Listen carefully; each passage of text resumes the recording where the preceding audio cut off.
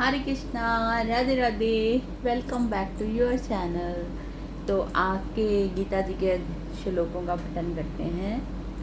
योगस्य गुरु कर्माणि संज्ञा तपक्तः धनंजय सिद्धे सिद्ध्यो समो भूत्वा समत्व योग उच्यते। हे धनंजय, तू अशक्ति को त्याग कर तथा सिद्धि और असिद्धि में समान बुद्धि वाला होकर योग में स्थित हुआ कर्तव्य कर्मों को कर। समत्व ही योग कहलाता है। इसमें ठाकुर जी धनंजय अर्जुन जी का एक नाम है। तो धनंजय जी को कहते हैं और उनके थ्रू हमको समझाना चाहते हैं कि अशक्तियों को त्याग कर हमें सिद्धि और असिद्धि।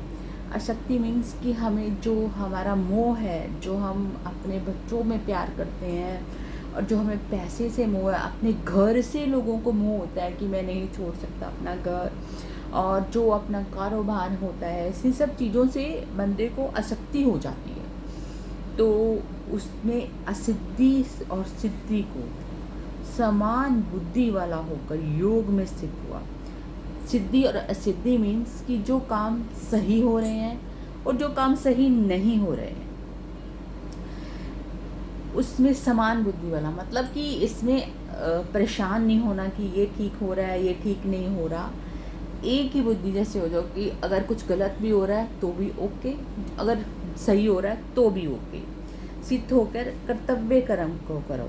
जो आपको कुछ नुकसान या फायदे की बात को छोड़कर जो आपका कर्तव्य है कि आपको ये काम करना है तो करना है। जैसे एक जो साधारण मनुष्य, उसे बाहर जाकर जॉब करके पैसा लेके आना है और अपनी फैमिली को पालन पोषण करना है, उसमें उससे कुछ दान पुण्य भी करना है, कुछ ठाकुर जी का नाम भी लेना है।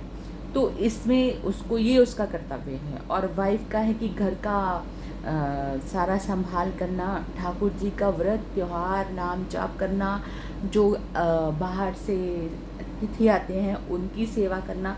ये अपने अपने सबके अलग अलग कर्तव्य हैं। इनमें समान बुद्धि वाला कि किसी में भी दोष नहीं देख के अपना काम करना, ये समत्व योग कहलाता है। मतलब जो कुछ भी कर्म किया जाए उसके पूर्ण होने और ना होने तथा उसके फल में संभाव रहने को समत्व कहते हैं। कि अगर पूरा हुआ काम या नहीं हुआ कोई बात नहीं, समान भाव वाले में रहना, इसको समत्व योग कहते हैं। दुरेन हव्यरम करम बुद्धि योग धनंजय बुद्धो शरणमच्छवच्छ कृपाणा फलते हत्वा। इस समत्व बुद्धि योग से सकाम कर्म अत्यंत ही निम्न श्रेणी का है। इसलिए हे धनंजय, तो सम बुद्धि में ही रक्षा का उपाय ढूंढ, अर्थात बुद्धि योग का ही आश्रय ग्रहण कर, क्योंकि फल के हेतु बनने वाला अत्यंत दीन है।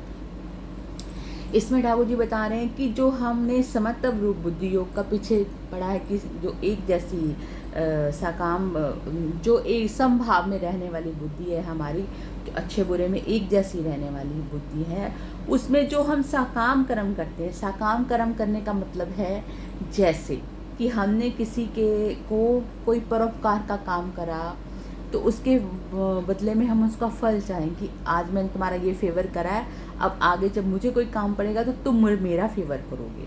इसको कहते हैं साकाम कर्म करना। ये उन्होंने बताया कि निम्न श्रेणी का है, जो हम फल का ध्यान में रख के कि इसका हमें ये वाला फ़ायदा होएगा ये काम करने में, वो वाला जो अगर हम काम करते हैं साकाम कर्म, वो निम्न श्रेणी मतलब छोटी श्रेणी में आ जाता है।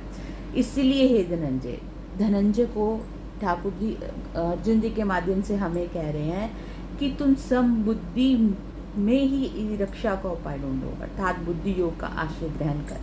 कि जो हमारी समबुद्धि है, जो हम नुकसान और फ़ायदे को एक साथ लेके चलते हैं, कि ज़्यादा उसमें परेशान नहीं होते हैं, उस बुद्धि योग का आश्रय ग्रहण कर, उसके आश्रित रहकर रक्षा का उपाय ढूंढ, उसकी शरण में जाके।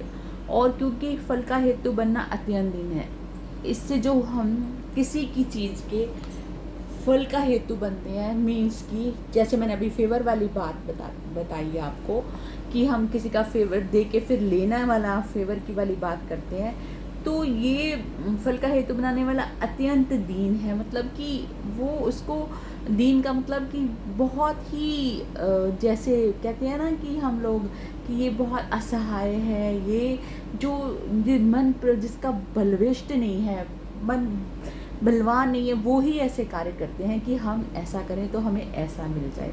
तो ठाकुर जी कहते हैं कि इन सब चीज़ों से निकल कर तुम अपनी रक्षा का उपाय ढूंढो, समबुद्धि में ही रक्षा का उपाय ढूंढो।